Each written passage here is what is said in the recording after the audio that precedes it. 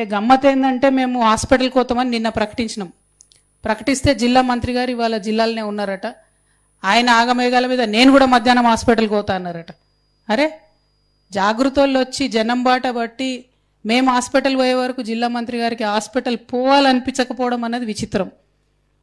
మరి పోన్లే, నేను ఇలా పొద్దున పూట అందుకే పోయొచ్చిన. మరి అన్న మధ్యాహ్నం పోతాడో లేదో గ్యారంటీ చూసుకుందాం. మనం పోతే ఏం చేంజెస్ చేస్తారో కూడా బరాబర్ చూద్దాం. ఇంకొక మాట, కోమటిరెడ్డి వెంకటరెడ్డి అన్న పెద్ద మనిషి, అన్న నీకు నాకేం పంచాయతీ ఉందన్న, ఏందో మా పిల్లలు 2 బొమ్మలో 2 ఫ్లెక్సీలో పెట్టుకుంటే పొద్దుగల్లేసి అన్నీ తీసి పారేసిరట.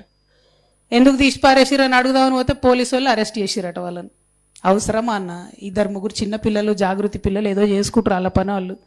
జర మీ పోలీసు వాళ్ళకి చెప్పి మా పిల్లల్ని రిలీజ్ చేయమని నేను కోరుతా ఉన్నా.